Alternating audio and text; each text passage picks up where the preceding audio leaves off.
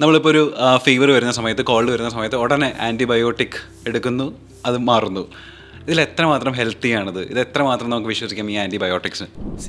ഈ viral fever, called ഇങ്ങനെയുള്ള സമയങ്ങളിൽ ശരിക്കും ആൻറ്റിബയോട്ടിക് വർക്കാവുന്നത് വളരെ കുറവാണ്.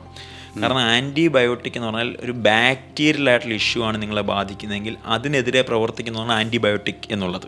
അതുകൊണ്ട് എന്തിനാണിത് കഴിക്കേണ്ടത് എന്നുള്ളത് കൃത്യമായി നിങ്ങൾ പരിശോധിക്കണം. ഈ വൈറൽ ഫീവറിനോ പറഞ്ഞ കോൾഡിനൊന്നും ആൻറ്റിബയോട്ടിക് വർക്കാവുന്നൊരു സംഭവമല്ല. പക്ഷെ നമ്മുടെ ശരീരത്തിൽ ബാക്ടീരിയൽ ഇൻഫെക്ഷൻസ് ഉണ്ടെങ്കിൽ ഡെഫിനറ്റ്ലി നമുക്ക് ആൻറ്റിബയോട്ടിക്കിൻ്റെ സപ്പോർട്ട് എടുക്കേണ്ടി വരും.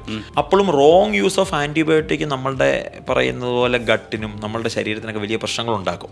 അത് അസിഡിറ്റി ഉണ്ടാക്കും, ഗ്യാസ്ട്രൈറ്റിസ് ഉണ്ടാക്കും. ഇപ്പം നമുക്ക് വേറെ നിവർത്തിയില്ല. ചില ബാക്ടീരിയൽ ഇഷ്യൂ നമുക്ക് ഓവർകം ചെയ്യണമെങ്കിൽ ആ സമയത്ത് ആൻറ്റിബയോട്ടിക് എടുക്കുന്നതിന് എനിക്ക് വിരോധമൊന്നുമില്ല.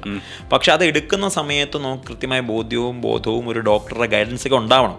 എന്തിനാണ് നമ്മൾ ആൻറ്റിബയോട്ടിക് എടുക്കുന്നത്, അതുമൂലം നമുക്ക് ഉണ്ടാവാൻ സാധ്യതയുള്ള സൈഡ് എഫക്ട്സ് എന്താണ്, അതിനെ നമുക്ക് എങ്ങനെ ഓവർകം ചെയ്യാൻ പറ്റും എന്നുള്ളത്.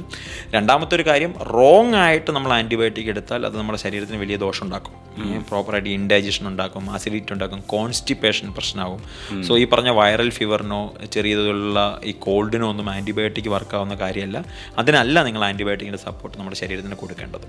ഓക്കെ, അതായത് നമ്മൾ ഡോക്ടറെ കാണാതെ നേരെ മെഡിക്കൽ ഷോപ്പിലോട്ട് പോയിട്ട് വാങ്ങുന്ന പ്രകൃതമല്ല. ഒരിക്കലും ഓവർ ദ കൗണ്ടർ മേടിക്കാൻ പറ്റുന്നൊരു സാധനമല്ല ആൻറ്റിബയോട്ടിക് എന്നുള്ളത്. അത് കൊടുക്കുന്നത് മരുന്ന് ഷോപ്പുകൾ കൊടുക്കാൻ പാടില്ല എന്നാണ് നിയമം. അങ്ങനെ കൊടുക്കുന്നതും തെറ്റാണ്. അങ്ങനെ നമ്മൾ മേടിക്കുന്നത് നമ്മുടെ ശരീരത്തിനും വളരെ ദോഷമാണ്.